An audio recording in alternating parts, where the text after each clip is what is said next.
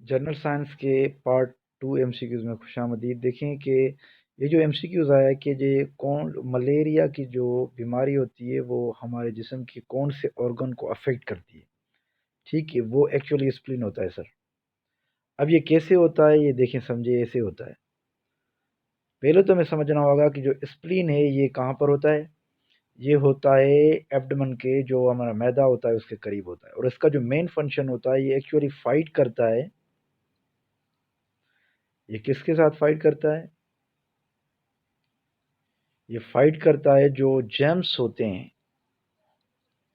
जो harmful germs होते हैं उनके साथ स्प्लीन ऐसे हार्मोन्स सेंड करता है जो इनके साथ फाइट करते हैं, मतलब डिफेंस फोर्स क्रिएट करता है इनके खिलाफ। वो जब वो मलेरिया की बीमारी होती है तो मलेरिया में होता है, देखें, प्लाज्मोडियम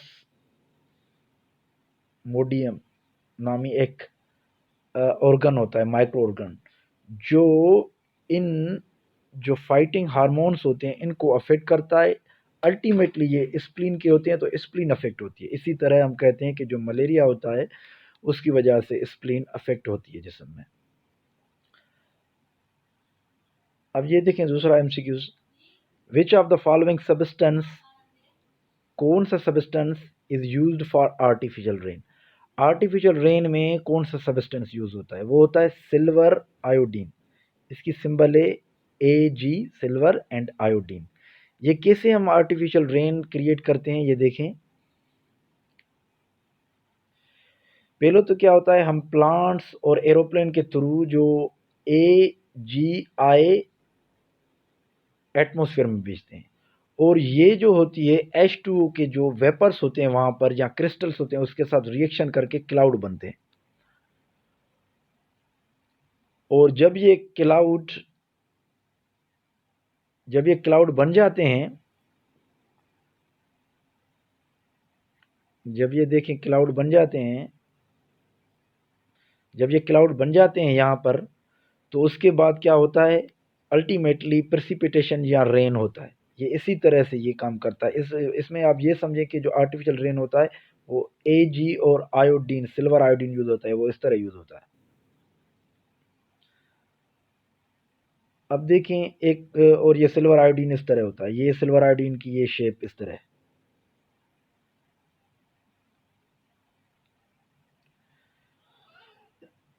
अब एक और MCQ ये है सर, ये देखें, which of the following gas is known as a noble gas. अब ये तो हीलियम है इसका आंसर, ये नोबल गैस है। इन गैस में से जो गैस नोबल है वो हीलियम। ये नोबल गैस क्यों कहलाती है इसे समझना है हमें, क्योंकि एक MCQ के अंदर हमें 4-5 MCQ समझने हैं। ये प्रोडक्ट टेबल है, इसमें सारे जो भी यहाँ पर इस धरती पर जो एलिमेंट मिलते हैं वो यही सारे एलिमेंट, इनमें से कुछ गैसेस हैं, कुछ सॉलिड हैं, ये सारी हैं। अब जो गैसेस हैं ये एक्चुअली ये वाले जो ये यहाँ से जाएंगे यहाँ, तो ये ग्रुप कहलाते हैं प्रोडक्ट टेबल में। इनको अरेंज किया हुआ है इस तरह से, और ये जो होते हैं ये पीरियड्स होते हैं। ठीक है, जो एट्थ ग्रुप होता है ये नोबल नोबल होता है। वो इसलिए नोबल होता है क्योंकि हर जो एलिमेंट होता है उसमें शेल्स बने होते हैं, और उनका जो आउटर मोस्ट शेल होता है वो अनस्टेबल होता है। इसलिए वो दूसरे के साथ रिएक्शन करके कंपाउंड बनाते हैं। जो ये नोबल गैसेस होती हैं जिसमें हीलियम होती है, इसका जो एटॉमिक मास 2 है, तो ये आउटर मोस्ट शेल इनका कंप्लीट होता है, ये किसी के साथ रिएक्शन नहीं करती। और नियोन के 10 होते हैं, 2 फर्स्ट में होते हैं, 8 दूसरे में होते हैं, इसके भी कंप्लीट होते हैं। और नोबल गैसेस का मतलब ही ये है, जैसे जो नोबल आदमी होता है वो किससे मिलता जुलता नहीं है, इसलिए नोबल गैसेस होती है, किसी के साथ रिएक्शन नहीं करती, इसलिए हमें इसे नोबल कहते हैं। मतलब ये किसी के साथ रिएक्शन नहीं करेंगे, इनका आउटर मोस्ट शेयर जो है वो कंप्लीट है, इसलिए वो किसी किसी के साथ जो रिएक्शन होगा वो नहीं होगा, इसीलिए हम इनको कहते हैं नोबल गैसेस। अब ये देखें, which of the following device, जो डिवाइस कौन सा है जो डिटेक्ट करता है झूठ बोलने को, लाई को। वो एक्चुअली पॉलीग्राफ है। ये पॉलीग्राफ मूवीज में भी आपने देखे होंगे, यूज करते हैं झूठ को पकड़ने के लिए। अब देखिए ये पॉलीग्राफ एक्चुअली है क्या। ये पॉलीग्राफ इस तरह की एक डिवाइस होती है, मशीन होती है। ठीक, वो मशीन की जो तारें लगी होती हैं पूरे जिस्म में लगती हैं। हार्ट के बीच, उंगलियों में, ये पेट पर, ये सारी चीज़ें लगती हैं। उसके बाद ये क्या होता है कि जो आप झूठ बोलते हो, जो आपकी बॉडी होती है वो नॉर्मली रिएक्शन नहीं करती। यहाँ सच पे रिएक्शन उनका अलग होता है, झूठ पर अलग होता है। वो उन रेज़ को कैच करके इस डिवाइस में ले आती है और डिवाइस कंप्यूटर को सेंड करता है। इससे पता चलता है कि आपकी जो टेम्परेचर है, जो आपकी हार्ट बीट है या ब्लड प्रेशर है, शुगर लेवल है, जो भी चीज़ें हैं वो कितनी है, उससे वो इंटरप्रिटेशन करती है कि ये झूठ है या सच है।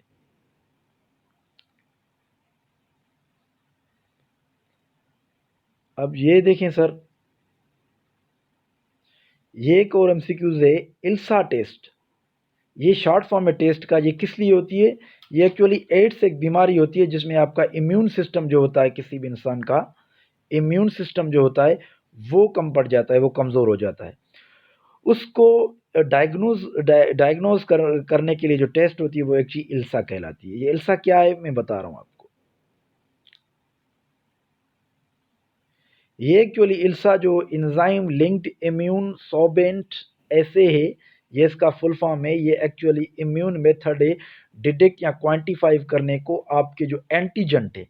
क्योंकि हर इंसान के अंदर एक फोर्स होती है जो डिफेंस का काम करती है, और उस फोर्स के कितने जवान हैं या कितने एंटीजन आपके अंदर मौजूद हैं वो इस टेस्ट से मालूम होता है। अगर कम होंगे तो जाहिर बात है आपको एड्स की बीमारी होगी, आपकी फोर्स कमज़ोर होगी और आपका इम्यून सिस्टम वीक होगा, और इससे डायग्नोज करने के लिए एल्सा टेस्ट होती है।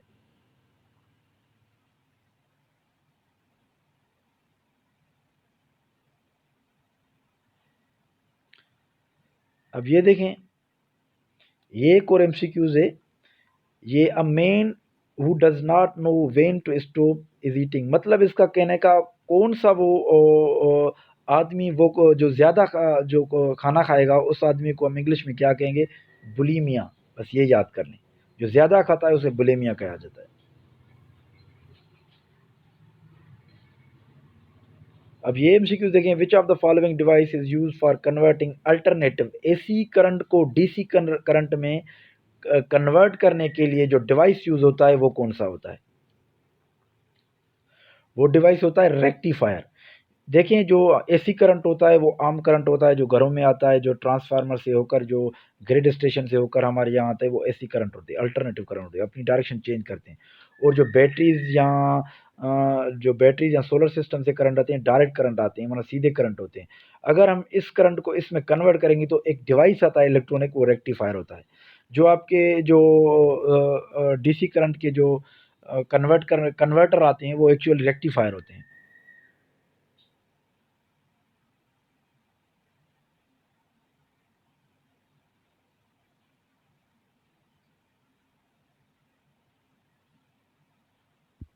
अब ये देखिए, octal number is used to measuring the quantity of petrol. जो आपका पेट्रोल होता है, अगर उसकी हम क्वांटिटी को मेजर करेंगे तो ये ऑक्टा नंबर की स्केल आती है, जिस स्केल के थ्रू हम मेजर करते हैं कि जो आपका पेट्रोल है उसकी एक्चुअली क्वांटिटी क्या है।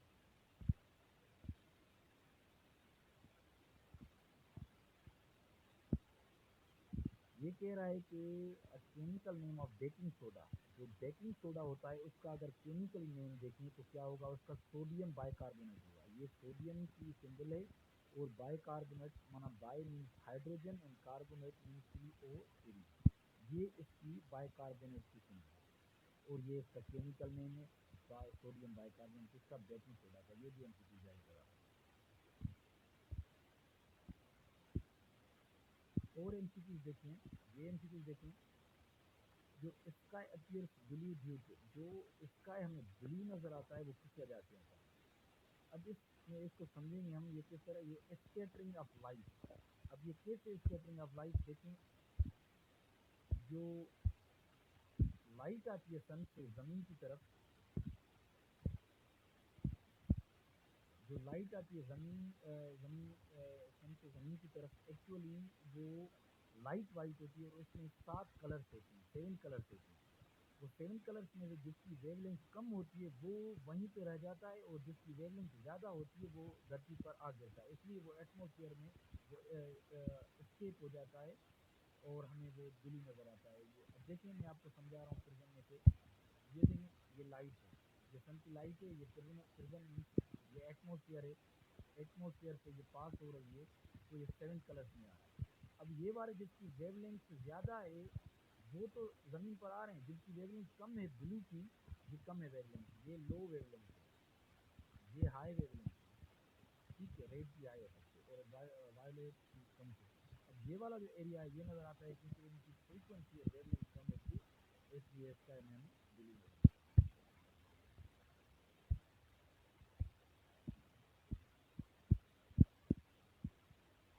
ये जो देखें MCQ, which one of the following is not a plant.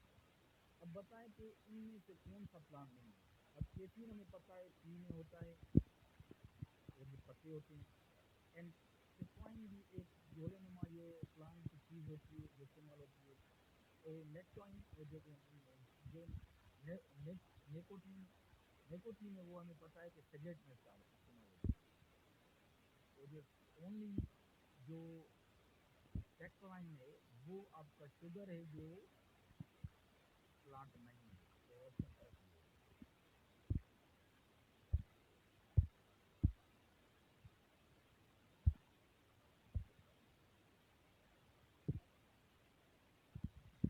अब ये देखें acid acid is caused by deposition of which of the following in joint। जो हमारे लेग्स में या हमारे हैंड्स में जो जॉइंट्स होती हैं उसका एसिड मतलब पेन जो होता है इनमें किस वजह से होता है, वो एक्चुअली यूरिक एसिड इंक्रीज होने की या ज़्यादा होने की वजह से जो आपके जॉइंट्स होते हैं वहाँ पर एक दर्द होता है वो आर्थराइटिस कहलाता है, और ये होता है यूरिक एसिड की ज़्यादा अमाउंट में।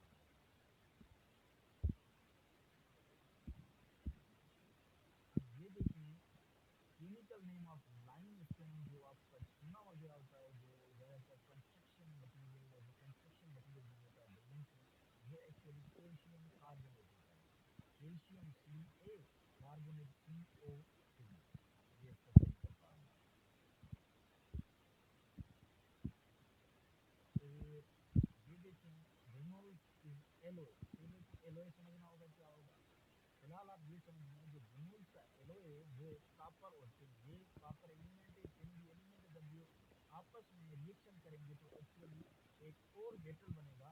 ये दो मेटल मिलकर जो एलिमेंट मेटल हैं ये आपस में मिलकर एक और एलिमेंट बनाएंगे, वो होगा एलोए, और इस एलिमेंट का नाम होगा रेनॉल्ड्स। अब ऐसे और भी देखें रेनॉल्ड्स एक्चुअली होते क्या एलोए, एलोए होते हैं actually, alloy is a mixture of chemical elements primary composite metal, जो मेटल होते हैं जो दूसरे जो मेटल से बनकर बनते हैं, और ग्रेन्यूल्स हमने पढ़ा कॉपर और टिन का होता है, जैसे ब्रास भी होता है जो कॉपर और जिंक का होता है, 18K गोल्ड होता है, और स्टील सिल्वर होता है, प्लास्टिक आयरन होता है, इन्हीं की चीज़ें जो रोजमर्रा की जिंदगी में होती हैं इन एलोई की बनी हुई होती हैं।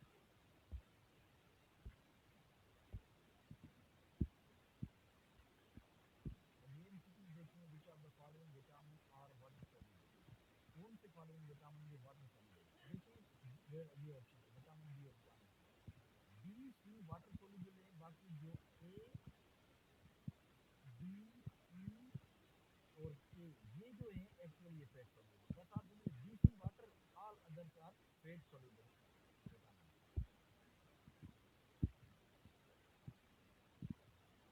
अगर टी की एच मालूम करनी हो तो वो कैसे पता चलता है, वो एक्चुअली ग्रोथ रिंग की वजह से, वो किस तरह ग्रोथ रिंग देखें, ये कोई टी होता है तो टी को हम जब काटते हैं तो उसके अंदर ये रिंग्स बनी होती है, इससे हम एज मालूम करते हैं, उस रिंग की एज बताने के लिए।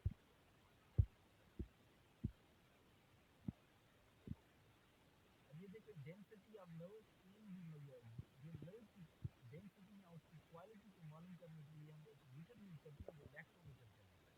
ये किस तरह देखिए काम करता है, ये एक मीटर बना हुआ होता है, और इस मीटर में क्या होता है जो मोलिक्यूल के अंदर मिनरल्स होते हैं या उसके अंदर जो केमिकल्स होते हैं, वाटर भी होता है दूसरे केमिकल, इनकी हम डेंसिटी मालूम करने के बाद ये मालूम होता है कि इनकी क्वालिटी या कितनी डेंसिटी है, वो इस चीज़ को बताता है।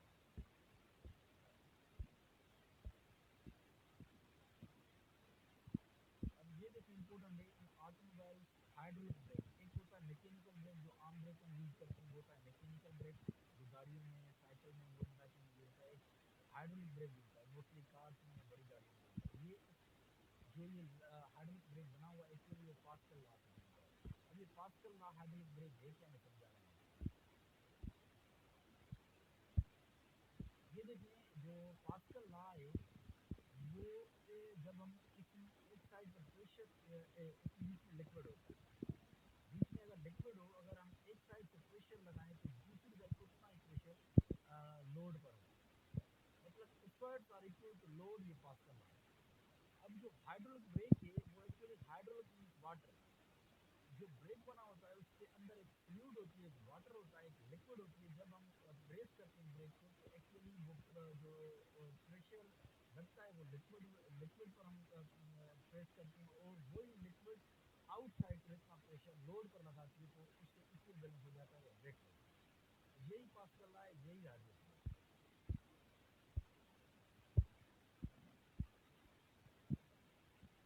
अब देखिए ये MCQ, main component of liquid petroleum gas जो एलपीजी होता है उसके जो मेन कंपोनेंट है वो ethene propane butane, actually CH four ये सारे पेट्रोलियम्स बने होते हैं। इनके अमाउंट के अंदाज में हम कहते हैं कि ये इथीन है, प्रोपेन है, ब्यूटेन, अगर ये तीन एलिमेंट्स होंगे तो वो एलपीजी होगा।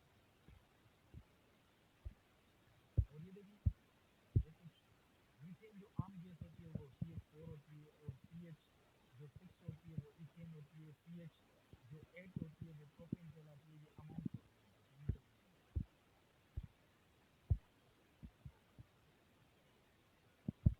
अब देखिए ये लास्ट एमसीक्यू समझे, जो lack of which of the following substance in our body caused by diabetes, जो शुगर होती है वो किस सब्सटेंस की कमी की वजह से होती है, वो होता है इंसुलिन। अब इसे अगर हम समझें तो देखिए पहले मैं आपको समझाऊं कि इंसान के जिस्म में एक ऑर्गन होता है जो पेनक्रीज कहलाता है, और पेनक्रीज के दो काम होते हैं, एक तो ये डाइजेशन में काम आता है, ये देखिए, और एक ये काम आता है एंडोक्राइन सिस्टम में। एंडोक्राइन सिस्टम में डाइजेशन में हमें पता है फूड डाइजेस्ट होता है, और एंडोक्राइन सिस्टम कंट्रोल करता है इंटरनल ऑर्गन को।